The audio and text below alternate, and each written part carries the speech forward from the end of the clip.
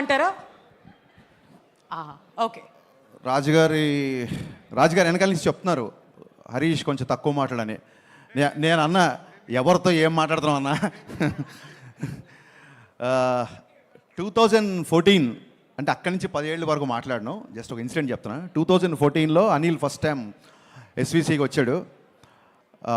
నేను అప్పుడు Subrahmanya for sale cinema తీస్తుంటే తను సాయి తేజ్తో మళ్ళీ నెక్స్ట్ సినిమా కోసం వచ్చాడు. సుప్రీం సినిమా డిస్కషన్ జరుగుతున్నాయి. రాజుగారు నాకు లంచ్ టైంలో, రాజుగారు ఆఫీసు ఒక హాస్టల్లో ఉండేది, పైన వార్డెన్ ఉన్నట్టుగా రాజుగారు ఉండేవాళ్ళు. లంచ్ అందరికీ ఒకటే టైంకి అక్కడ పెట్టేవాళ్ళు. ఆ లంచ్ టైంలో నేను అనిల్ కలిసినప్పుడు అనిల్ పటాస్ డైరెక్టర్ అనగానే అనిల్ని కంగ్రాచులేట్ చెప్పగానే అనిల్ కరెక్ట్గా పదం గుర్తులేదు, ఎవరు పోలీస్ సినిమా తీసినా మీదే రిఫరెన్స్ ఉంటుందన్నా లేదా మీదే ఇన్స్పిరేషన్ ఉంటుందన్న ఏదో అన్నాడు వర్డ్, నాకు కరెక్ట్గా గుర్తులేదు. ఇన్స్పిరేషన్ అనే వర్డ్ కనుక నిజమైతే అప్పుడు నేను విన్నది. అనిల్ ఇవాళ ఎంత పెద్ద సక్సెస్ ఇచ్చాడంటే ఆ సక్సెస్ నాకు ఇన్స్పిరేషన్.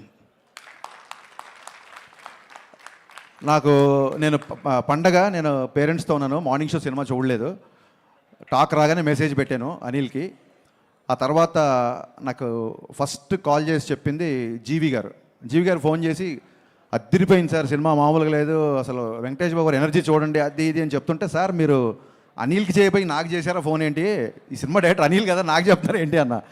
లేదు సార్ ఒక ఇంపార్టెంట్ విషయం మీకు చెప్దామన్నారు. అనిల్ నీకు మొన్న అనిల్తో షేర్ చేసుకున్నాను సార్, అది ఓటీటీ కంటెంట్ అవ్వచ్చు, లేకపోతే ప్యారల్గా వస్తున్న డిఫరెంట్ జోనర్స్ అవ్వచ్చు, ఇప్పుడు వస్తున్న డైరెక్టర్స్ కొత్త యూనివర్స్ ఎక్స్ప్లోర్ చేయడం అవ్వచ్చు, రకరకాల సినిమాలు వస్తున్నప్పుడు ఫిల్మ్ మేకర్స్కి నిజంగా క్వశ్చన్ మార్క్, ఎలాంటి సినిమా తీయాలి అనే క్వశ్చన్ మార్క్ చాలామందికి ఉంది. ఇదంతా జీవి చెప్పాడు నాకు, ఐడియల్ బ్రెయిన్ జీవి చెప్పాడు ఫోన్ చేసి. అనిల్ పక్కన సినిమా ఏంటి, ఎవరు ఎలా సినిమా చేస్తున్నారు అనేది పట్టించుకోకుండా తన కోర్ స్ట్రెంగ్త్ ఏదైతే ఉందో ఆ స్ట్రెంగ్త్ నమ్ముకొని తనకు నచ్చిన సినిమానే తీశాడు. అందుకే ఇంత పెద్ద హిట్ అయింది సార్. హరీష్ గారు ఎప్పుడు మీ స్ట్రెంగ్త్ వదలకండి, because it's proven by Anil అని చెప్పి నాకు ఆ రోజు జీవి కాల్ చేశాడు. So cinema is all about conviction. Anil, hats off to your conviction. అంటే ఏ ఫ్యాన్స్ వార్స్ లేని హీరో ఎవరన్నా ఉన్నారంటే అది విక్టరీ వెంకటేష్ గారు. ఎందుకంటే అందరు హీరో ఫ్యాన్స్ ఆయన ఫ్యాన్స్. ఆయన ఈ సినిమాలో అంటే ఆ ఎనర్జీ ఏంటంటే మీరు చూస్తున్నారు, ప్రమోషన్స్ కానీ సినిమాలో చేసిన పద్ధతి కానీ, అంటే కాలు పని చేయకుండా ఇంకా నన్ను వదిలేయి అని చెప్పి కాలు కూడా మూలపాడే రేంజ్లో ఆయన ఈ సినిమా కష్టపడ్డారు. బాబు హ్యాట్స్ ఆఫ్.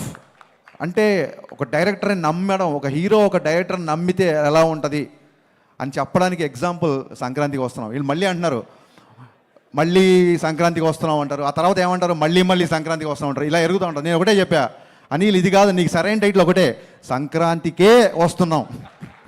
అది కరెక్ట్ టైటిల్ అనిల్కి. యాక్చువల్గా ఈ ఇద్దరిది ఎంత క్రేజీ కాంబినేషన్ అంటే, ఇట్స్ ఎగ్జిబిటర్స్ ఇష్టపడే కాంబినేషన్ ఇది, డిస్ట్రిబ్యూటర్స్ ప్రేమించే కాంబినేషన్ ఇది, ప్రొడ్యూసర్స్ మెచ్చే కాంబినేషన్ ఇది, ఫైనల్గా ఆడియన్స్ అందరూ నచ్చే కాంబినేషన్ ఇది. ఇలాంటి కాంబినేషన్ నాకు తెలిసి మళ్ళీ ఎప్పుడు ఎవరి మధ్య రిపీట్ అవుతుందో నాకు తెలియదు. ఇది ఎంత పెద్ద సక్సెస్ అంటే ఈ సినిమా. సరే ఇప్పుడు మన రాజుగారు అన్నారు కాంట్రవర్సీలు వద్దు అన్నారు.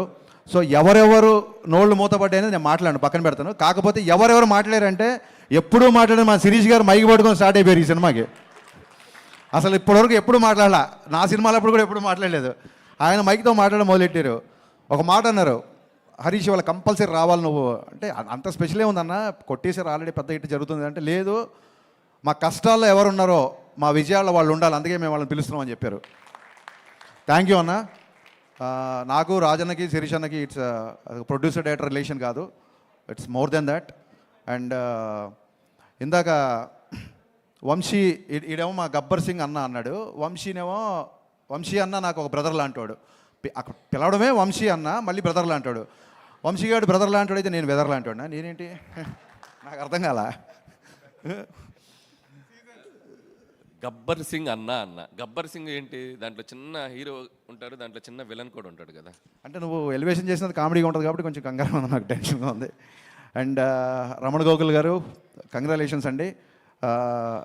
మేము రమణ గోకుల్ గారు పని చేయాలి, బట్ మా సినిమా కొంచెం డిలే అవ్వడంతో ఆ ఛాన్స్, ఆ బ్రహ్మాండమైన ఛాన్స్ మీరు కొట్టేశారు. అండ్ ఆ టైంలో పవన్ కళ్యాణ్ గారికి మీకు ఆయన వాయిస్ అలా పెట్టినట్టు ఉండేదండి. So it was amazing actually. Aishwarya నాకు ఎప్పటి నుంచో తెలుసు, ఫెంటాస్టిక్ యాక్టర్స్. వెట్రిమారన్ గారి దగ్గర ట్రైన్ అయ్యి వచ్చింది కాబట్టి ఇంకా అసలు ఎక్స్ప్రెషన్స్ డైలాగ్స్ ఒకటి కాదు. అండ్ మీనాక్షి ఈజ్ అంతే, అలాంటి గర్ల్ ఫ్రెండ్ ఎవరికైనా ఉండాలి అన్నట్టుగా చూపించాడు అనిల్ డెఫినెట్గా. And Bheems, I always believed in Bheems చాలా పెద్ద కమర్షియల్ మ్యూజిక్ ఇస్తాడు అనుకున్నాను, అలాగే ఇచ్చాడు భాను మాస్టర్. అండ్ అన్న భాస్కర్ పట్ల నన్ను ఏ ముహూర్తాన గోదావరి గట్టు అని రాసావో, ఇది ఒక్క గోదావరి గట్టు కాదన్న, ఆంధ్ర గట్టు, తెలంగాణ గట్టు, శ్రీకాకుళం గట్టు, వైజాగ్ గట్టు, ప్రతి గట్టు మీద బ్లాక్ బస్టర్ అయింది. ఇలాంటి హిట్లు రాజుగారికి వచ్చిన, మైత్రి మూవీస్కి వచ్చిన, సితారా వంశీకి వచ్చిన, పీపుల్ మీడియా ఫ్యాక్టరీ విశ్వప్రసాద్ గారికి వచ్చిన, వీళ్ళందరికీ ఇలాంటి హిట్లు రావాలని మనస్ఫూర్తిగా కోరుకుంటాను. ఎందుకంటే ఈ ప్రొడ్యూసర్లు అందరూ తిరిగి మళ్ళీ ఒక 10 సినిమాలు చేస్తారు, వాళ్ళకి వచ్చిన డబ్బులన్నీ మళ్ళీ ఇండస్ట్రీలోనే పెడుతున్నారు. కాబట్టి ఇలాంటి హిట్, ఇలాంటి ప్రొడ్యూసర్ రావడం ఇది ధర్మం, న్యాయం, అందుకే యూనివర్స్ కరుణించింది. Thank you so much. నేను పేర్లు మర్చిపోయినా గుర్తు చేస్తున్నాడు, నేను మర్చిపోలేదు. So happy to be in this. వీకెండ్తో ఫినిష్ అయిపోయే సినిమాకి షీల్డ్స్ దాకా వచ్చిందంటే it's a pure team work. ఇంతకంటే ఇంకా ఏం చెప్పగలుగుతాం. So sir, I'm still in awestruck watching సంక్రాంతికి వస్తాను. ఎందుకంటే ఈ kind of, I know your energetic, I know your comedy timing, I'm huge fan of your pathos also. మీరు ఒక్కసారి కళ్ళమ్మని నీళ్ళు పెడితే ఆడియన్స్ ఏడుస్తారు. బట్ ఈ సినిమా కూడా కళ్ళమ్మని నీళ్ళు వచ్చాయి, నవ్వి కళ్ళమ్మని నీళ్ళు వచ్చాయి. ఈ ఎనర్జీ నాకు తెలిసి ఎనర్జీ ఉంటుందని, ఈ ఎనర్జీ అయితే నేను ఎక్స్పెక్ట్ చేయలేదు sir. This is a remarkable phenomenal hit in your career అని నేను బలంగా నమ్ముతున్నాను sir. Hats off. Thank you Harish గారు. అండ్ ఇప్పుడు వంశీ గారు మాట్లాడతారండి.